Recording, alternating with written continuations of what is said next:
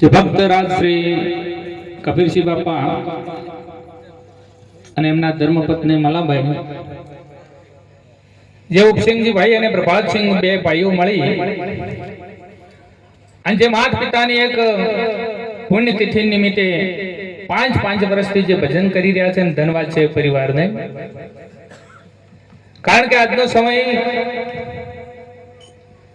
જે શરીરથી હોય ને તો એ મા બાપને સાચવવા ફોફા થઈ ગયા છે.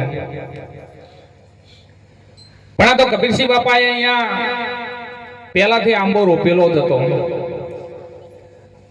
અને એ આંબો આજ ફાલ્યો છે ને કેરીનો આપે બધાય એ રસ પી રહ્યા છે. એટલે ધન્યવાદ છે એ ભગત રાજને.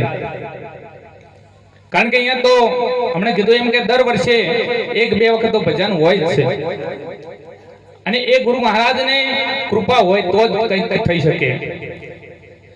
કારણ કે તન મન ધન ગુરુને અર્પણ તો બધાય કરે છે, પણ એ ધનનો સદુપયોગ જે કરે છે ને એને ખરેખરું તન મન ધન અર્પણ કર્યું છે. નહીતર આપણા માટે કદાચ છે ને બાદ ભરીને બેસી રહીએ અને કઈ સારા કાર્યમાં કદાચ જો એ ધન ન વાપરીએ તો સમજો કે જે આપણે કઈ અર્પણ કર્યું નથી. અને અર્પણ કર્યું તો પછી એ ધનનો સદુપયોગ. કારણ કે ગુરુ મહારાજ કોઈ પાછું કોઈનું કઈ લેતા નથી, પાછું જ આપે છે કે તનથી સેવા કરજે, મનથી ભજન કરજે ને ધનથી સદુપયોગ કરજે. એટલે આ રીતે ખરેખર ગુરુનું વચન નિભાવી રહ્યા છે. ધન્યવાદ છે આ પરિવારને. અને હમણે કીધું એમ કે ભગતરાજ બહુ ઉગ્ર સ્વભાવના, પણ ખરેખર જે સાચો માણસ છે ને એ સહન ન કરી શકતો હોય અને એટલા માટે જ કડક રહેતો હોય છે ને એ જગતને એ કડવો લાગતો હોય છે. કારણ કે મીઠું બોલવા વાળા તો કદાચ ડાયાબિટીસ કરે, પણ જ્યાં કંઈક અધર્મનું કાર્ય થતું હોય, કંઈક ખોટી વાર્તા ચાલતી હોય ને શું સહન ન કરી શકે ને એ સાચો હોય. પણ એવું કહેવા વાળાને બધા જગત એમ કહેતો કાં તો ક્રોધી માણસ છે. મારે નામ નથી લેવું, પણ એક વખત આવી રીતે મેળાવડામાં બાપો ગરમ થઈ ગયા અને મને ખબર પડી કે બાપાની નજર આંખ ફરી છે અને બેઠા બેઠા મેં ખાલી આમ જ હાથ કર્યો હતો અને શાન સમજી ગયા અને બેહી રહ્યા. બીજા દિવસે મને ગોદરે ભેગા થયા કે ધન્યવાદ છે બાપુ, તમે મને આમ હાથ કર્યો ને અને મારો ક્રોધ શાંત કર્યો ને કે મારું નામ પડત કે મારો મેળાવડો બગાડ્યો. એટલે બાપુ ક્રોધી હતા, પણ કોઈ સારો માણસ જો શાનકા કરે તો સમજતા પણ. એટલે ધન્યવાદ છે પરિવારને. કારણ કે માતા પિતાની પાછળ કોઈ દિવસ એમનું ઋણ આ જીવન છે ત્યાં સુધી ચૂકવી શકતા જ નથી. આપણે આ શરીરના દાતા છે, પણ આ માનવ શરીર મળ્યું છે. આપણા સંત મહાપુરુષો વારંવાર ટીકા કરે છે કે કોઈક સંત મહાપુરુષોને શરણે જઈ આ જીવન શું છે એને સમજી લેજો. નહીતર ચોય જતા ચોય ને શું લાયા કોઈ નહીં. ઘણા આયા છે, ઘણા જતા રહ્યા છે. આપણી પેઢીમાં કેટલાય જતા રહ્યા, આપણે યાદ પણ નથી કરતા ને આપણને નામ પણ નથી આવડતા. પણ વર્ષોથી જે નરસિંહ મહેતા, ભાઈ મીરા એને આજ આપણે યાદ કરીએ છીએ. શા માટે? કે સંતોની શરણમાં જઈ અને જેને જે કાર્ય કરવાનું છે એ કાર્ય કરી ચૂક્યા છે અને એના ગુણ આજ ગવાઈ રહ્યા છે. એટલે સંતોના શરણ સિવાય આ વાત મેળ ખાય એવું છે નહીં. કારણ કે સોનાની દુકાન હોય ને તો કોઈ દિવસ લાઈન ન હોય. આ ભક્તિ વસ્તુ જેવી તેવી નથી. આ તો સોનાના પાત્રમાં ટકે. અને સંત મહાપુરુષો સલાહ સૂચન ઘણું કરે છે, પણ ભક્તો ઓછા બને છે. આજે ક્યાંક ક્યાંક સંત મહાપુરુષોની મહેનતથી હવે દારૂ ને એવું વ્યસન તો ઓછું થયું છે, પણ તોય ભક્તો ઓછા બને છે.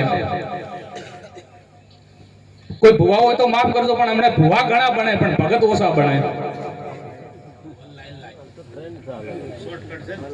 પણ આ વસ્તુ સાચી છે. એ કદાચ એને માતાજીની ભલે ઉપાસના કરતા હોય તો આપણે ના નથી, પણ જગતના ઇતિહાસ તમે કદાચ જોઈ લો રાજા મહારાજાઓના. કે રાજા કદાચ વૃદ્ધ બને અને એક એના દીકરાને રાજ સિંહાસન ઉપર રાજ તિલક કરી અને એ વનમાં જઈ અને ભજન કરતા વનની અંદર પોતાનું શરીર એને છોડ્યું. આવા ઇતિહાસમાં હજારો પુરાવા મળ્યા છે. પણ કદાચ કોઈ રાજા વૃદ્ધ બન્યા અને પોતાના દીકરાને રાજ તિલક કરી અને કોઈ રાજા મહારાજા ભૂવો બન્યા હોય, એક જો કદાચ ઇતિહાસ મને બતાવો ને તો તમારી આગળ એક ઇતિહાસનો પુરાવો આવો લાવો. કારણ કે આ ભજન એ આદુ અનાદિથી છે. આજ કોઈ આ શંકરદાસ મહારાજ કે આ બાબુરામ મહારાજ કે અમે ઊભું કરેલું નથી. આ વસ્તુ આદુ અનાદિથી છે. એટલે ભગત બનજો અને ભુવાઈ બનો તો બનજો, પણ કોકનું સારું કરજો. નહીતર આજે કોઈ ભેળા બેહે એવું રાખ્યું નથી જોઈ. કારણ કે માતાજી છે ને એ કોઈ અમે દેવીઓને માને છે, એક એ માં છે અને માં પોતાના દીકરા કોઈ દિવસ નોખા બને ને એવી માની ઈચ્છા ન હોય. માં તો ભલાવતી મમતાની ભરેલી છે. મારા દીકરા ભેગા બેહે, હળી મળી ભજન કરે, હળી મળી સંસાર ચલાવે ને સંસારના વ્યવહાર ચલાવે, આવી એક માની મમતા હોય. માં કોઈ દિવસ દીકરાઓને નોખા કરવાનો ભાવ હોય નહીં, પણ એ કદાચ નોખા કરાવતા હોય તો એ માં ન કરાવતી હોય. આપણે એ વાતોને સમજવાની જરૂર છે. દેવી દેવતાઓને માનવાની જરૂર છે. ભુવાનો એ માનજો, પણ કંઈક ભેગું કરે ને જોડે ને એવાને માનજો. તોડે એવાને એવા ભગતને ના માનતા અને તોડે એવા ભુવાને ના માનતા. કારણ કે જે બુદ્ધ ભગવાનની આપણે ઇતિહાસ જોઈએ તો અંગુલીમાલ નામનો એક રાક્ષસ હતો અને એમને સાધના કરવી હતી. એને એવો નિયમ લીધો કે 1000 કદાચ જો માણસને મારીને આ આંગળીનો હાર બનાવીને પહેરાવું ને તો બધી સિદ્ધો મારે એમાં એ આવી જાય અને સિદ્ધિઓથી મારે જે પ્રાપ્ત કરવું હોય ને કરી શકું. એટલે એક વખત બુદ્ધ ભગવાન સામે આવતા હતા અને અંગુલીમાલ એને સામે મળ્યો, પણ એને મુખ ઉપર ક્યાંય ડર જોયો નહીં. એટલે અંગુલીમાલે કહ્યું કે આટલો બધો મારો હાહાકાર છે અને તને મારો ડર નથી લાગતો કે તમે છો કોણ? બુદ્ધ ભગવાન કે હું અંગુલીમાલ. કે કોણ અંગુલીમાલ? કે જે 1000 આંગળીનો હાર કરવાની જેને નિયમ લીધો છે એ અંગુલીમાલ. અને બુદ્ધ ભગવાન અંગુલીમાલને કહે છે કે આ 1000 આંગળી લગાઈ અને તે સિદ્ધિઓ પ્રાપ્ત કરીશ, પછી શું કરીશ? કે પછી તો મારે જે કરવું હોય એ કરીશ. હવે એક જ આંગળી ખૂટે છે અને તમે ભીડાઈ ગયા છો. એટલે કે ભલે આટલી આંગળીઓ કાપી, આટલા માણસો માર્યા, પણ તને જીવનમાં હજી શાંતિ મળી કે ના? શાંતિ તો નથી. તો કે મારે મારવો તો મારી લે, પણ પેલી ઝાડ છે ને એની ડાળી એક તોડીને મને આપ. આ છેલ્લી મારી ઈચ્છા છે ને પછી તું મને સુખ શાંતિ મારી અને મારી આંગળી કાપીને તારે હારમાં પરોવી લેજે. એક ડાળી તોડી અને ભગવાન બુદ્ધને આપી. પછી બુદ્ધ ભગવાન કહે છે છેલ્લું એક કામ કરી લે, આ જે જેથી તોડીને લાયો છે ને ત્યાં જઈ અને લગાડી દે. આ ત્યાં જોડી ના એટલે અંગુલીમાલ કહે છે મારું કામ તોડવાનું જોડવાનું નથી. તો બુદ્ધ ભગવાન કે જો કદાચ તું કોઈનું જોડી ન શકતો હોય તો તોડવાનું કાર્ય તારે ન કરવું જોઈએ. કારણ કે જે તોડી તો ગણાઈ શકે, હજારો માણસ કદાચ તોડવા વાળા મળે, પણ જોડવા વાળાની બલહારી છે. અને જે સંત મહાપુરુષોએ આ જગતમાં જોડવાનું કાર્ય કર્યું છે અને એટલે સંત મહાપુરુષોના ઇતિહાસ લખાણા છે. કારણ કે બલિદાન આપ્યું છે આ જગત માટે. કોઈ સંત મહાપુરુષો અંધશ્રદ્ધાઓને કાઢવાનું કાર્ય કર્યું છે, એક સાચી રાહ દેખાડવાનું કાર્ય કર્યું છે. કદાચ ક્યાંક અજાણ્યા ગામમાં આપણે ગયા હોય અને ત્યાં આપણે રસ્તો ન જોયો હોય તો આપણે કોઈ ભૂમિયાને પૂછવું પડે છે કે ભાઈ મારે આમના ઘેર જવું છે, એ રસ્તો ક્યાં છે? અને એ માણસ એ ઘર જોયેલું હોય ને આપણને આંગળી ચીંધે કે આ રસ્તે ચાલ્યા જજો. અને પછી કદાચ ત્યાં ના જઈએ ને આપણે જો વહટી જઈએ ને તો ફોફા મારવા પડે.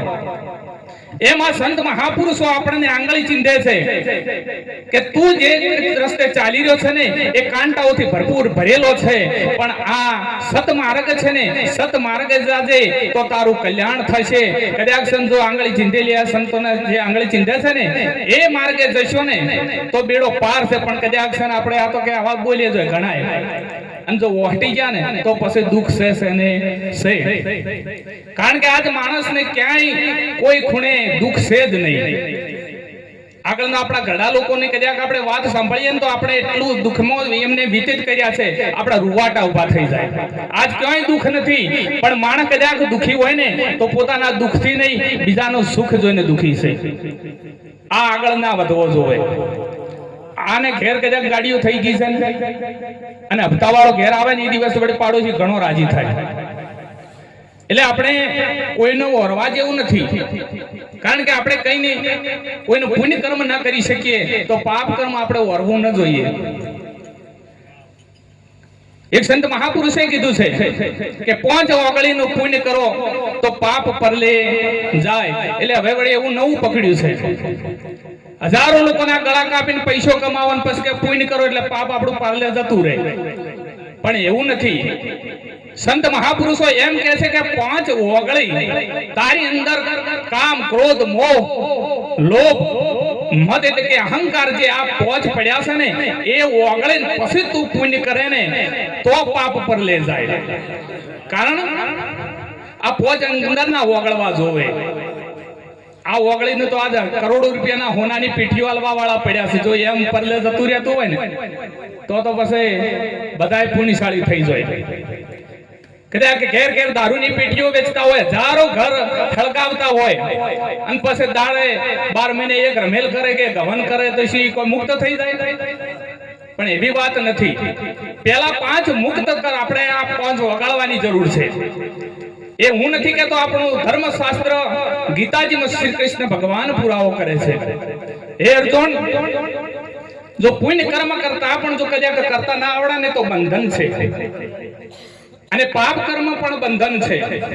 તો અર્જુન કહે છે કે ભગવાન કદાચ 2 રસ્તા જો બંધન વાળા હોય તો સારું ખોટું કરવાની કોઈ જરૂર જ નથી. પણ કૃષ્ણ ભગવાન કહે છે કે ના, એવું નથી. એક સોનાની બેડી છે ને એક લોઢાની બેડી છે. તારા 5 ઓગળે ના ને જે 5 ઓગળ્યા વગર કદાચ છે પુણ્ય કર્મ કરે ને આ તો કઈ મેં કર્યું એ એના ખાતામાં લખે છે. એટલે ભગવાન કૃષ્ણ એમ કહે છે કે કદાચ તું કરતાપણાના ભાવથી કંઈક કાર્ય સારું પણ કરે તો હું તારું દેવું રાખી ન શકું, અને એ સારું જગ્યાએ સારું ફળ આપવા માટે તને મારે અવતાર આપવો પડશે. તું મુક્ત થઈ શકીશ નહીં. પણ કદાચ અકર્તાના ભાવમાં કે હું આ કંઈ કરતો નથી, પરમાત્માએ મને આ ફરજ આપી છે અને ફરજ રૂપે હું કાર્ય કરું છું. જો કદાચ આ કર્તાનો ભાવ આવી જાય અને માણસ પછી ગમે એટલું સારું કાર્ય કરે તો એ મુક્ત જ છે. એટલે સંત મહાપુરુષોની વાતોને જાણવાની જરૂર છે. આ સંત મહાપુરુષોની જોડે એટલું સુખ છે, કારણ કે આપણે જો કદાચ પીવા વાળો હોય ને એની જોડે જઈએ તો એ શીખવાડે, જુગાર રમવા વાળો હોય તો આપણને એ રમતે શીખવાડે. પણ આ આનંદિત પુરુષો જોડે જઈએ તો એ આપણને આનંદ આપે. કોઈ બીજે આનંદ દુકાનમાં ન મળે, એ અંદરથી આવતી વસ્તુ છે. એટલે મારા સંત મહાપુરુષો તો એવું કહે છે, અરે સંતોના શરણમાં મારે હે કાયમ રે દિવાળી, કદી એ ના ભાળી મેં તો રે નયનદારી. 12 મહિને કદાચ જગત વાળા ટેટા ફોડતા હોય, ફટાકડા ફોડતા હોય, દિવાળી આવતી હોય, પણ જે સંતોના શરણમાં કદાચ માણસ જોડાઈ જાય અને સંતોને પ્રત્યે જો કદાચ સાચો ભાવ થઈ જાય ને એને પછી કાયમ દિવાળી છે. એને 12 મહિને ના આવે ને કાયમ દિવાળી, કદી એ ન ભાળી મેં તો રેણ અંધારી. તો પછી કોઈ દિવસ અંધકાર હોતો નથી. આ રાત અને દાડાની વાત નથી. અજ્ઞાનતા રૂપી મોટો કોઈ અંધકાર છે નહીં, અને જ્ઞાન રૂપી કદાચ જવાળું થઈ જાય તો એના ઘટમાં કોઈ દિવસ પછી અંધારો રહેતો નથી. આત્માની આપણે વાતો કરીએ તો આત્મા દરેકને પ્રાપ્ત છે. આત્મા ખોળવાની જરૂર નથી. આત્મા દરેકને પ્રાપ્ત છે, પણ આત્માની પ્રાપ્તિ નથી. કારણ કે એ દરેકની અંદર છે, પણ એને આવા સંત મહાપુરુષો સમજાવે છે. કારણ કે આ સર્વ વ્યાપક વસ્તુ છે. ભગવાન કૃષ્ણ ગીતાજીમાં કીધું છે કે અર્જુન, એને અગ્નિ ન બાળી શકે, પવન ન સ્પર્શ કરી શકે, એને જળ ન પીંજવી શકે, એનું મારું શસ્ત્ર છેદન ન કરી શકે. આ વસ્તુ એવી છે. એટલે એ વસ્તુ તો અટપટી છે, પણ કદાચ સંતોના શરણે જઈ અને એક આપણે સારું જીવન જીવતા શીખી જઈએ ને તો એ ઘણું છે. એટલે આત્મા એ વાતો તો આ સંત મહાપુરુષો જોડે છે. પણ કોઈને આપણે ન નડીએ તો આપણને કોઈ નડશે નહીં. પછી એક આ ભક્તિ પેલી કરજો, પછી કે મને શીકોતર નડે ને મેલડી નડે ને, પેલા આપણે નડશો તો આપણને બધું નડશે. જો આપણે કોઈને નહીં નડો તો આપણને એ તો આપણી મઢમાં બેઠી છે, આપણને કોઈ નડવા એમને એમ આપવાનું નથી. એટલે હળીમળી સમાજની સાથે ભજન કરજો, સંતોની જોડે રહી અને એમના વચનનો ગ્રહણ કરજો.